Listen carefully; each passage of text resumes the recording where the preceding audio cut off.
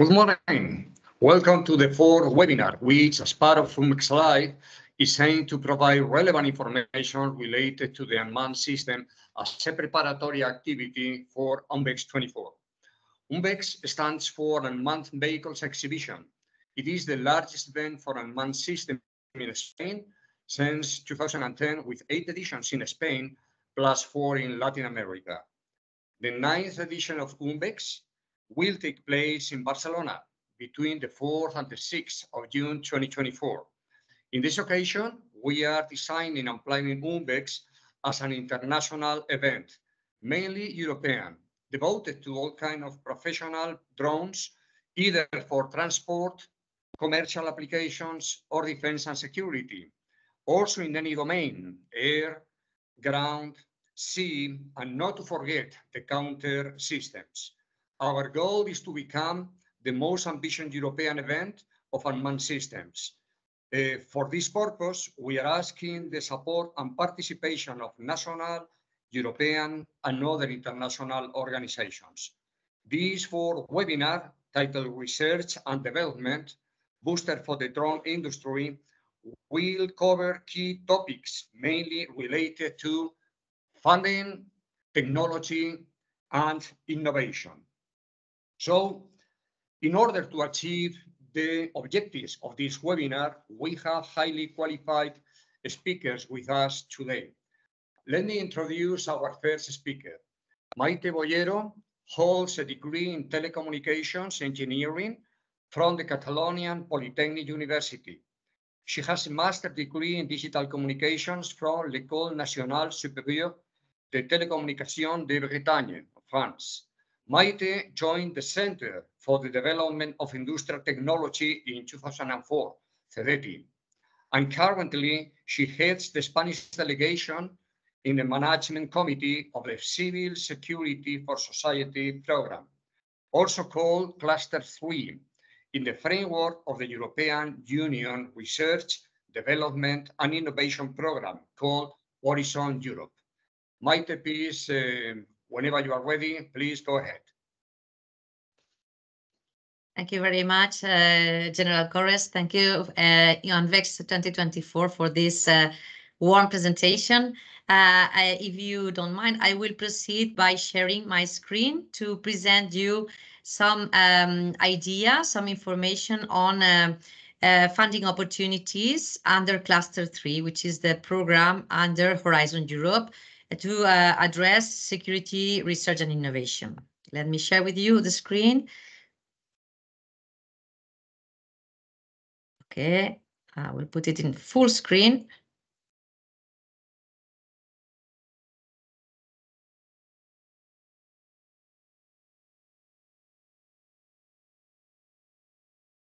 Okay, so I will make you an introduction of the EU Research and Innovation Program on security. I've been working in this program for the past almost 16 years. So I'm quite senior in this program. And first of all, I wanted to give you some figures and some details, some data which can be of interest for you. More than 3 billion euro have been identified or used to fund more than 700 projects since 2007. Most of the projects are focused on technologies, development of technologies for law enforcement, for border management, civil protection, custom authorities, disaster risk management, pandemics, etc. Much of today's civil security come from European companies, universities, and research organizations, and from these programs specifically, for example, dark web crawlers, automated border gates, fingerprint readers, cargo scanners, CBRN detectors, amongst others. Maybe some of you know of diverse projects which have been very successful, such as Close Eye, for example, or Counterfog, which have also had different prizes at European level. It's very important to include the participation of practitioners and users or security practitioners, for example, police authorities or border or coast guards. And it is a program that also serves to implement EU policies and also international cooperation, for example, with the United Nations.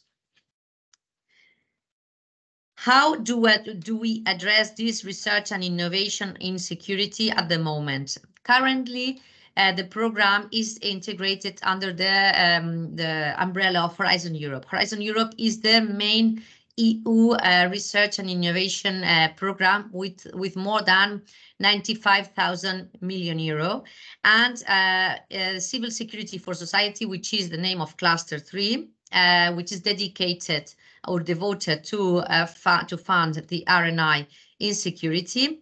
It has a budget of 1.6 billion euro for 7 years, starting in 2021 till 2027.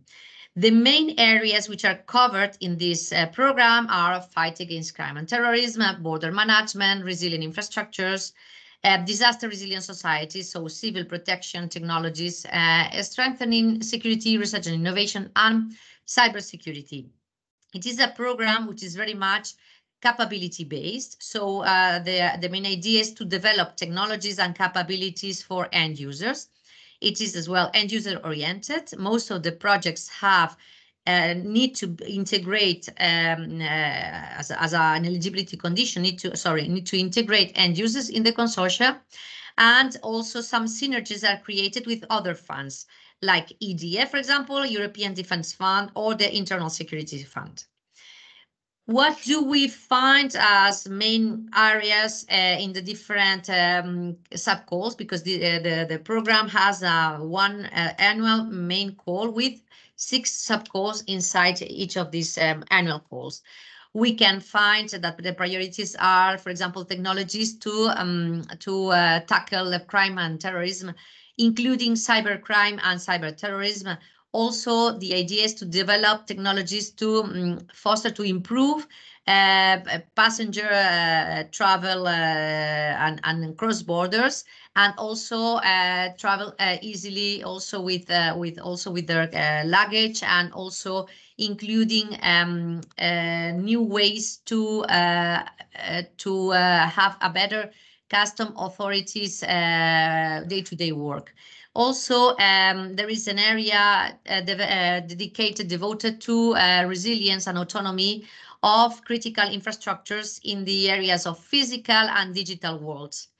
On top of that, we also find a call dedicated to disaster management, disaster resilience, not only focusing on natural disasters, but also accidental and man-made disasters. Finally, we also have an area which is transversal in order to develop pre-commercial procurement and EU civil security capabilities. On the other side, we also find an area more devoted to cybersecurity, working on, as I told you before, resilience of critical infrastructures in the digital world. Also, strengthening European cybersecurity industrial capabilities with these principles of security by design and privacy by design. The use of innovative digital technologies such as artificial intelligence for cybersecurity, cryptography, or post-quantum cryptography technologies. And the main aim of the program is to develop technologies which can allow us to have an open strategic autonomy of the European Union. How do we deal with the calls? There is an annual call with 6 sub-calls every year. In 2024, the call is going to open on the 27th of June, closing on the 20th of November. Here you have the link to access the work program. The work program is the main document devoted to identifying the topics, the areas in which projects and technologies will be developed. It was in a top-down approach, so you need to address one of these topics. You cannot propose whatever you want, well, with certain exceptions, as I will tell you later on. This is a summary of the 2024 call. You can find, I have addressed in 3 different slides, the areas in which you can present your ideas and your technological developments. And I have highlighted in red those areas in which unmanned systems or drones can be used for different purposes. For example, we can find in the area of fighting against crime and terrorism, you can find a couple of topics in which you can participate. One is an open topic in the area of improved forensics and lawful evidence collection. There you can use whatever technology and managed technology in the area of forensic, and the main objective is to develop capabilities for police authorities working or forensic laboratories working in this field.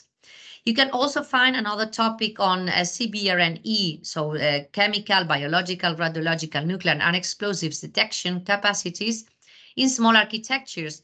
This is the purpose of this topic is to develop technologies to foster, to improve the security in public spaces and giving solutions for police authorities and civil protection units in this area. On the other side, you can find a call focused on border management. There you can find a couple of topics I have highlighted in red for you, in which you can apply technologies for managed systems. One open topic for border management. There you can develop whatever technology you want, with an exception that you cannot cover topics that have already been covered in the past calls in 2021, 2022, and 2023 calls. There we can help you in identifying these topics and these calls. So you have an opportunity in an open topic, as I was mentioning, and then you also have another topic on focus more on better customs and supply chain security. There, the topic is focused on detection and tracking of illegal and trafficked goods. And the idea is to develop technologies and methodologies for custom and border authorities. There you also have 3 other calls, one on resilient infrastructures. So an open topic to improve preparedness and response for large-scale disruptions of European infrastructures. There, the idea is to develop technologies which can be of help for operators of these critical infrastructures, whatever the operator may be, energy, transport, water, financial, whatever. Then you also have another call focused on disaster resilient societies with an open topic for improved disaster risk management and governance. You can develop technologies on disaster risk management. And then another area in focused on strengthening capacities for first and second responders. That you can find a topic focused on cost-effective, sustainable technologies and crisis management strategies for radiological, nuclear, large-scale protection of population infrastructure after a nuclear blast or nuclear facility incident. There you can also apply unmanned technologies. Last but not least, you also have another call focusing on support to security research and innovation. You can apply either to a topic on public procurement, it's a bottom-up topic, or either you can apply for an advanced SME innovation. This is a topic focused specifically for high-tech or deep-tech SMEs working on the security area. And there you can also find an opportunity and participate.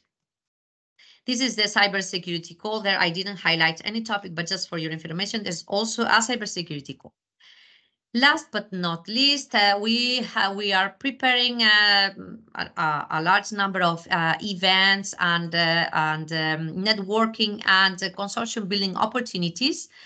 Next week, we are going to organize inside the SICUR international event, which is going to start from the 27th of February till the 1st of March in IFEMA in Madrid. There we will organize a flash information day followed by an event of the European Community of Users. You can still register in this link, and you should also register through the SICUR website. In our link, you will have all the information. Then we are going to participate also in a security event, security fair, which is going to take place in Madrid on the 8th and the 9th of May, called TecnoSec. And before this, we will organize on the 7th of May the Spanish Innovation Day. in our ministry, Plaza de Cuzco. And also we will organize different regional info days in Catalonia, Valencia, Galicia, and Andalusia. Finally, you were also invited to participate in a big brokerage event which will take place on the 22nd and 23rd of May in Paris. And this is an exclusively presential event. And there we only have a save the date announcement, but you also have the opportunity to register at the end of next week. This is exclusively a brokerage event. It's not an information day, but I encourage you to participate.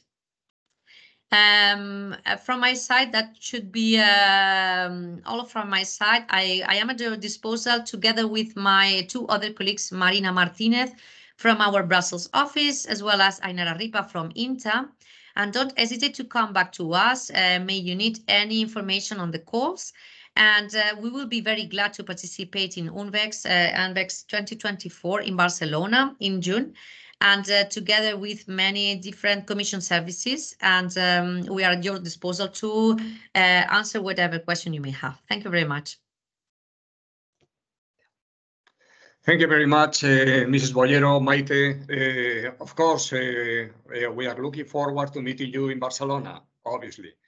Thank you. Let's go with our second speaker. Is Lieutenant Colonel José Prieto, belongs to the Corps of Engineers of the Air and Space Spanish Army. He holds a degree in aeronautical engineering from the Polytechnic University of Madrid, and he's also a master's degree in information and communication technology systems management from the Polytechnic University of Madrid.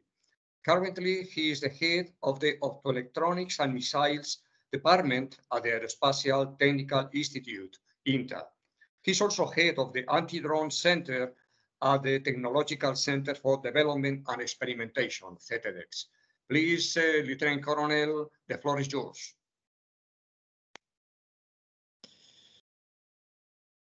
Good morning. Sorry, my name is Jesús Sánchez. The name of José Prieto is an error. I'm in charge of the future anti-drone center that INTA is developing in Jaén. As you know, as for the media, is CDTI. It will be a center for the anti-drone technologies. As you know, the drones has a crucial role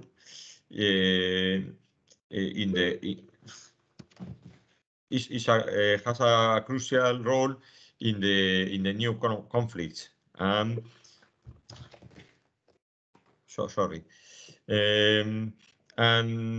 especially, as you know, by the social media, etc., and the media in Ukraine and Gaza.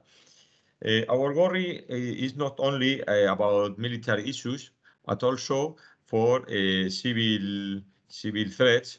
And you know that all the policies and security forces are developing their own solution against drones and drone threats. This is the project that we are developing in INTA, and we want to develop the whole of the technologies involved in the anti-drone fight.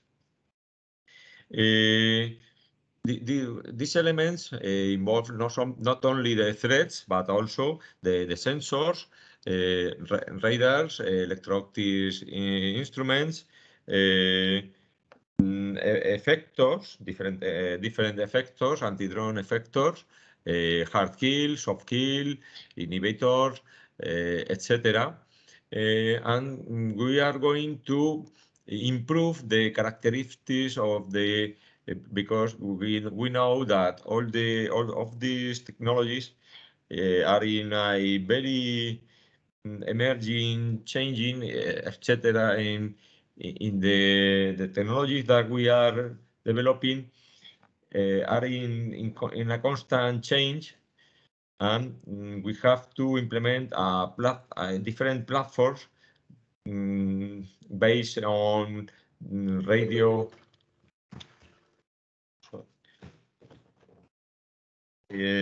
In software-defined radio. And another problem very important for us is that, as you know, all the drones normally depends on GNSS signal. And in military conflicts, that we know is that we have to be in a denied environment. We are going to focus especially against these threats in this kind of environment, in this kind of scenario. And we are going to dedicate a special effort to develop protection issues or protection measures against the navigation warfare. If we want to be effective in an anti-drone center, we have to assure that we have the last technologies in the threats. So, and we want to develop the last technologies present in the threats that we are that we have in the conflict zones. For example, we know that a lot of these technologies are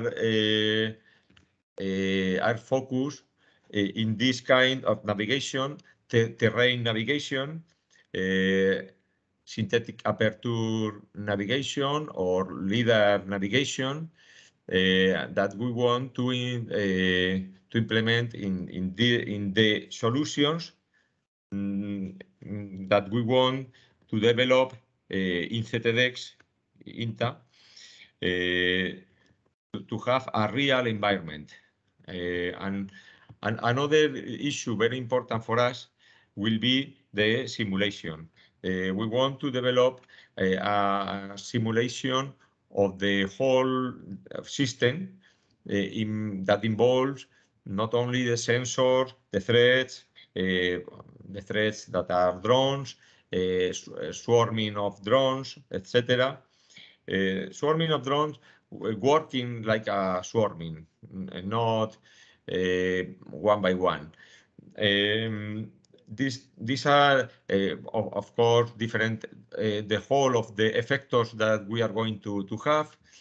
This is the project that we are developing, and we think that the only way to assure that the use of the drones will be very effective if we have a real means that, and these technologies of anti-drone or policy of anti-drone means that, as you know, is the main problem now in the conflicts. Well, this is the project, and that we are developing already.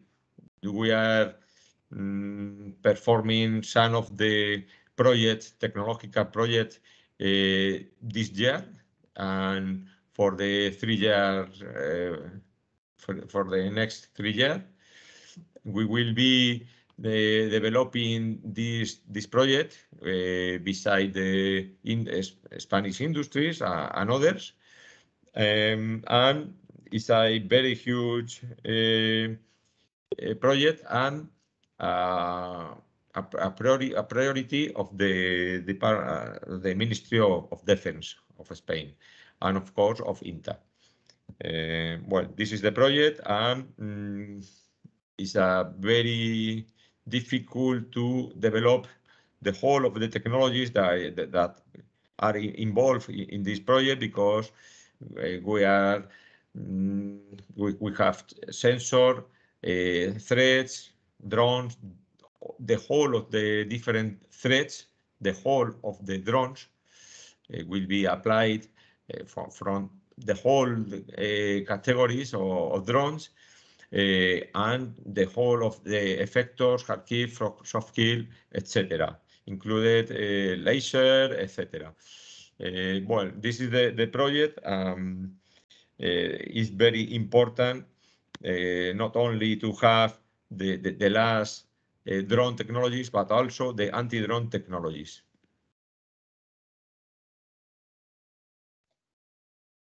Well, thank you very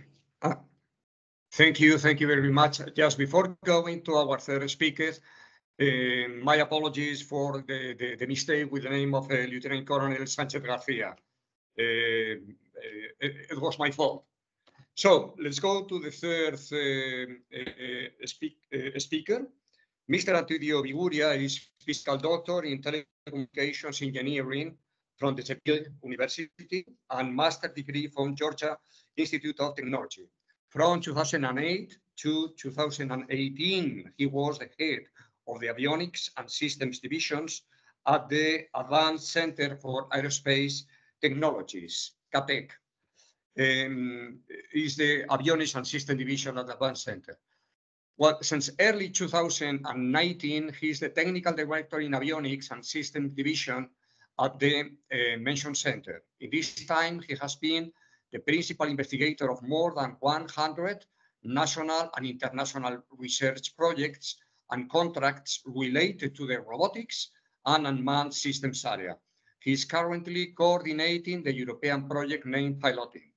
Please, Mr. Viguria, Antidio, whenever you want. Thank you very much for this kind invitation of Unvex. I'm going to very rapidly share the screen. So today I'm going to focus a little bit of a number of technologies that we are developing at CATEC, especially related to autonomous UAVs, so to increase the autonomy of the UAVs. But first of all, for those of you that maybe you don't know what is CATEC, CATEC is a technological center. We have the headquarters in Seville, and we also have offices at Santiago de Compostela. And we also manage the flight centers, Atlas, that there are two flight centers in Jaén, Atlas Alpha and Atlas Bravo. And we offer to the community to perform especially long-range experimental flight with UAVs and with eVTOLs.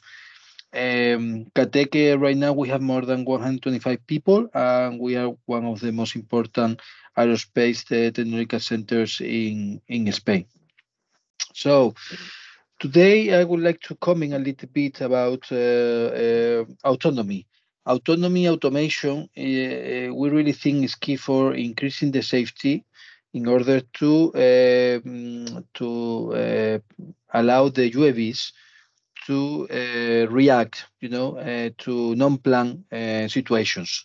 This is very important for safety, for example, for detect and avoid, or detect possible obstacles or other aircraft and avoid them, and also in order to be able to behave correctly and safely in case of failures. But also it's very important for increased efficiency of the missions. So it's very important that the robot, they can perform the missions in the minimum time and with a minimum number of resources. So this is especially, for example, important in logistics, where it could be the objective could be to have even one supervisor, one operator that supervise a fleet of UAVs, of drones. So I'm going to comment just a few examples. This is, for example, for this European project called Piloting, and here you can see that we are. This video is played at higher speed, but you can see here how we are performing a visual inspection of a viaduct. And you could say, oh, but you can do this. You can take images of a viaduct, you know, in a manual mode. Why do you need to make it automatic? No.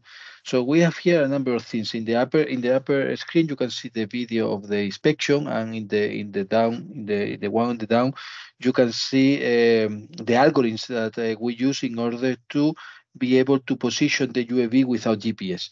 This is key. This is key in order to be able to make these operations in an automatic way. Also, as you can see, there are a moment that you actually almost lose the visual line of sight of the UAV, or you could lose the visual line of sight. So this is also very important for safety, that these missions are performed automatically. But most importantly, I would say on the right side, you can see the images taken for 4 different inspections on different day. So now that we can do these inspections in an automatic way, and once that we can actually repeat it, which is very important. So we can go one day after the other and repeat the same inspection and take the picture from the exactly same places. So you can see like the percentage overlapping between the different pictures at different days is very, very similar. So this facilitates a lot the work for the users in order to compare the evolution of possible failures. Okay, so this is, for example, a way to make this kind of inspection much more efficient and safe. We are not only talking about autonomy for taking pictures, we are also talking autonomy about being able to perform maintenance tasks. For example, this is a project we have participating in the power lines. So the concept here is that instead of just taking pictures in order to inspect it, is also able to install some devices, for example, some vertiverters. And here the case is the following. Instead of, it's very difficult to be able to manipulate while flying. So here we attach to the power line, and once we attach, we're able to perform some installations. And then we can move around the power line, and once this is completed, we can perform a number of installations with a robotic arm. This also is very good because once we attach to the power line, we don't need to fly, so we are saving energy, and all this attachment is also has been performed automatically in order to especially make it safer and easier for the operator or pilot. Another very interesting work that we have performed is this development of this novel UAV. You see here that we have these tilted rotors. We use these tilted rotors in order to make the flight more stable and be able to move left and right without having to tilt. So here this robot is very autonomous. It's able to create a map of the environment. It's able to detect automatically a pipe, and is able to land automatically on that pipe. And this is everything done automatically. This is a very complex mission that is very difficult to be able to do it manually. And so, as you can see on the down right, you can see how the robot is able to automatically detect the pipe, align with the pipe, and then being able to safely land on it. And you may think, okay, why we need to land on pipes? Because the second step, once you land it, this vehicle is used as a mother aircraft in order to transport this kind of devices. So this is a satellite robot that was a collaboration with a company called Weight, and it has magnetic crawlers. And once you land on the pipe, you can use this robot to take measurements of the wall thickness of the pipe. And this is something very much needed in the refineries, because you need to measure constantly the thickness of the pipes in order to make sure that they are below and above a threshold. So you can use this to move around the pipe and to take the NDT measurements. And this is done, in this case, is teleoperator, we are landed. So again, as in the other concept, we are not wasting energy while we are performing the worthiness inspection. And here you can see how then we can recover the crawler, the small satellite robot. And once we recover it, we can take off and come back to the ground. This is very. I mean, this technology.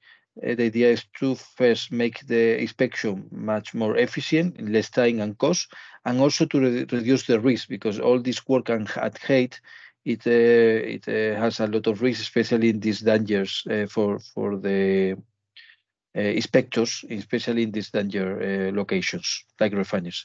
And then the robot is able to land automatically safely. Okay.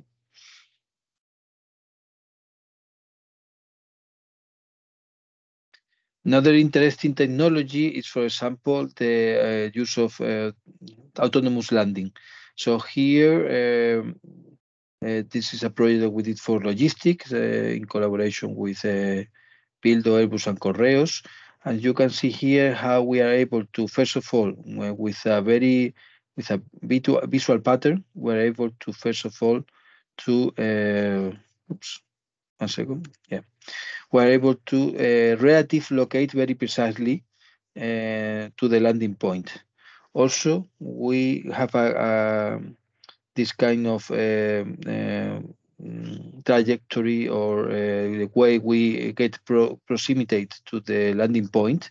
And if there is high wind and we need to and we get out of the boundaries of this approximation cone, we just abort the mission, because in this way we cannot ensure that we are going to be able to precisely land in the area.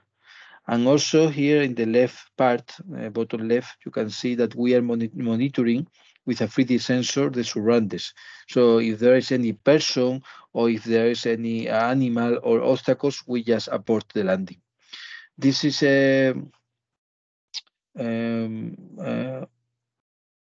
very much needed, because this kind of operation, when you do a logistics from point A to point B, when you're going to land on point B, there's not going to be a pilot there. So you need to have all the onboard sensors in order to be able to precise landing, but also to make sure that this can be done safely as well. And then there's also to conclude, we would like to explain how we are also combining, also this is in a collaboration in a project with Airbus, how we are combining detect and avoid with U-Space. So on the right part, you could see that there was a drone performing I'm going to repeat it, going from following a trajectory. And once it gets very close to, and there was an obstacle that was not originally planned. It was this, as you can see here in the right part of the video. And this is automatically detected. And once it's automatically detected, this information is published that there is an obstacle in U-Space. So there is a geofencing around the obstacle published in the U-Space. And then automatically the UAV is able to replan the trajectory in real time and follow the trajectory, maintaining the 4D contract of the U-Space. So I'm going just to repeat it. So you can see that the robot is following the trajectory. Here, it was unexpected. It has a LiDAR that is able, a sensor on board is able to detect automatically in real time. Once this is the obstacle is detected, it's published on the U-Space. And the robot also, in a very efficient way, automatically is able to replan the trajectory, so the pilot doesn't have to replan and to think about how to do this replanning, and is able to, maintaining the 4D volumes of the U-Space, is able to continue the trajectory without having to change the whole 4D contract with the U-Space, which is like a ATM for drones. Okay. So there was a very, very brief summary of the technologies that we have developed in the in the last years at CATED, and I hope it was interesting for everybody. Thank you very much, Mr. Viguria, Antonio, Antidio. I think it was a very, very interesting presentation with very, I would say, very new projects that, of course, I think we will want to cover in Barcelona. So let's go to the questions and answers period. My first question goes to Ms. Boyero. A few days ago, the High Representative of the European Union, Mr. Boyero, mentioned that the warfare in the future is going to be marked by drones and cybersecurity. Of course, we all know that drones are taking a very, very special relevance in warfare and so on. But you gave us a very, very interesting information about the civil security, which is a different thing, complementary, but a different thing. So what funding areas of the 2024 programs can drone companies participate in, please? Yes, there are different funding programs and areas in which drone companies can participate. Antidio made a very interesting presentation of the use of drones to enhance the security of critical infrastructures. This is an area which is covered by Cluster 3, the program I described earlier on. And you can also find other opportunities in the EDF, European Defence Fund. This is a program that it's not coordinated or managed by CDTI, by CDTI Innovación, but it's a program which is managed directly by the Ministry of Defence. But you can find the list of national focal points in the Funding and Tenders portal of the European Union. There you can find also opportunities. Another area in which you can also participate is the Internal Security Fund. The Internal Security Fund has two areas. One is focused on fight against crime and terrorism, and the other one on border and border management and visa instrument. Okay, it's the BMVI instrument. So in both areas, drone technologies can be used in order to enhance border security for border authorities or custom authorities. There you can participate in different ways in the ISF, Internal Security Fund. Either you can participate together with an end user, so police authority or border authority, together with inside the national plan, the national ISF plan.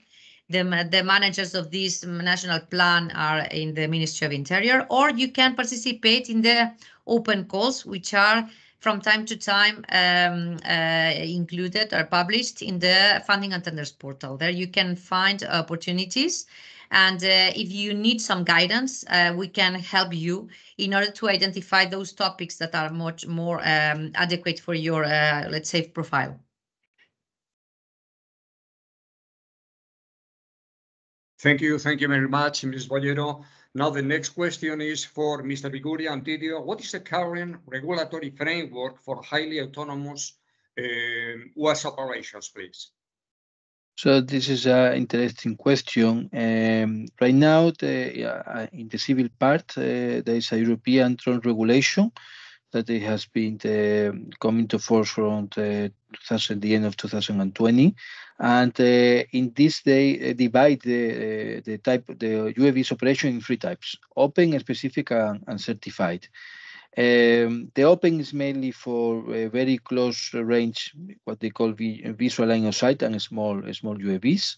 Okay, the certified is for very high risk operations, like for example, very large aircraft, or when you transport people, and the rest is a specific category. And actually, in the specific category, right now, this regulation allows fully autonomous operations. So this is an interesting thing that, for example, for inspection of critical infrastructures in very isolated areas, you could even have non-supervised UAVs that they just take off every 3 hours or twice a day, and they can do their job. And this is a very interesting solution, and this is right now possible with the current regulation. So we think that with this specific category, we have the legal framework to make all this technology ready for the market. Thank you, Mr. Viguria. Ms. Boyero, another question is related to the emergency situations. You already mentioned that some of the projects covered by the funding of Horizon Europe are related to this situation. Experts used to say that in emergencies, there are two critical situations. One of them is prevention. We have good means and good capabilities to prevent the recovery after the incident, after the disaster, will be easier. Does Horizon Europe cover both areas, prevention and recovery? Yes, that's the point. Yes, both our Horizon Europe covers both areas, either prevention or resilience, or yes, after the event, but also response. For example, in cases we need to cover response and mitigation of these kind of threats.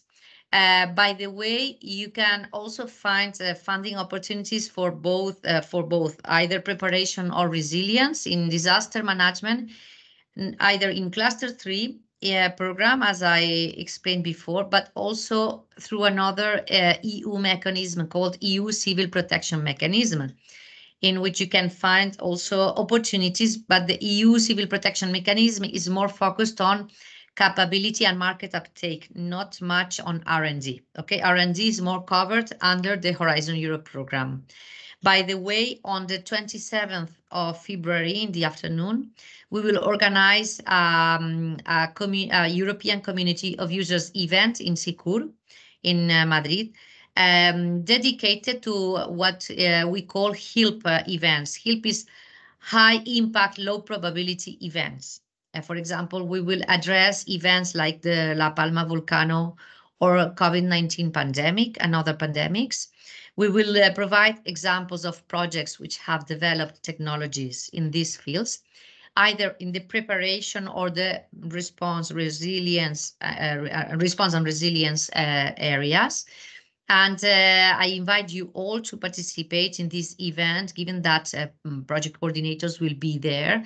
Also, many end users, civil protection units, first and second responders, health systems, etc., will be present in the event, as well as, of course, the research community. Ms. Boyero, Mr. Viguria, the next question goes for you. What are the current limitations for the commercial use of these highly autonomous technologies in commercial services? So I would say that one important part is the trust, the trust of both authorities and then users in this highly autonomous system. This is something we need to work. Not only the trustworthy of the artificial intelligence algorithm, but also the trust of this autonomous system, because not everything is a deep neural network behind. But it's true that first of all, we really think that we need to promote applied projects, that we can generate pilots in order to show the people that this technology actually works, and demonstrations. And also, we need to create evidence that the technology is robust enough, robust enough for the deployment. So we really think that with the promotion of projects that public-private procurements and things like that can demonstrate the maturity of these technologies, it could be a very helpful in order to promote the use into the products of these novel technologies. Okay, thank you. Next question goes again to Ms. Boyero. You mentioned in your presentation that in order to apply for these programs, it is necessary to do so with end users. Who are these end users and how to include them? Yes, this is one of the most important questions and most important issues in our program. Most of the topics I described recently are addressed to end users. That means that you need to include end users in your proposal. This is an eligibility condition and it's mandatory. That means that in case you don't include these end users, your proposal will not be eligible for funding, and so it will not be evaluated and you will never receive the funding. There is an exception. It's the cybersecurity topics. In these topics, you don't need to address end users' needs in the very strict way, but most of the times the participants also include end users, although it's not mandatory. But coming back to the rest of the topics, most of the calls include this eligibility condition, and depending on the area, the end user can be very dramatically different. That means that, for example, for the DRS part, DRS is Disaster Resilient Societies part, you need to include, for example, first responders, second responders, municipalities, civil protection units, forest fighters, and this kind of end user entities. Most of the time, they are public entities. In the case of fighting against crime and terrorism, you will need to include police forces, police authorities, or law enforcement agencies. And for example, in the case of resilient infrastructures, you need to include most of the time critical infrastructure operators. So the main point now is how do I manage to get these people in my consortium? It's quite complex, given that these entities don't usually go to different events. But in the Spanish case, we are very lucky. We have a Spanish community of users for security, which is being led by the Ministry of Interior. And there are more than 150 participants in this community of users. And this is the way to integrate these kinds of entities inside the consortium. I can provide you, if you want, the contact details of this community of users. And also, I would encourage you all to participate in the different information days and brokerage events we organize, because in these events, very often we have this type of profiles also as participants, and you can also interact with them and have B2B meetings in order to integrate them in the different proposals. Okay, thank you. Let me just only to finish the webinar to summarize the most relevant aspects I have identified during this webinar. I think that Horizon Europe is a very, very interesting program with funding capabilities to deal with an area which is very simple to mention, but it has a lot of phases. It has a lot of different aspects, excuse me, which is the civil security. So thank you very much. With regard to our second speaker, he has to go because he had another meeting before 11 o'clock, so he couldn't finish the webinar with us. But let me highlight CDTI, I think, is a very, very interesting project. Was drones, unmanned systems is a very, very important capability in all the domains, not only the military side, but also the civilian side. And I think that it has a very, very relevant impact on security, on civil security. And I think that what Lieutenant Colonel Sánchez mentioned related to the counter drones is very important. Not only counter drones, because when we speak about these topics, most of the times we think just in one single drone. One single drone may be easy to neutralize. But when talking about drone swarms, when we are talking about several drones with different missions controlled by a single operator, that the challenge, the danger is much, much higher. So, and finally, I think that the intervention of Mr. Viguria has been extremely interesting as well, with projects, I will say, not so famous or not so known for general people, such as the one related to energy power line, the landing on pipes, and the U-space. So thank you very much. I think that you all, I mean, all the audience know that Unvex is going to cover these aspects. Unvex is going to cover the mobility, U-space, UTM, and so on area.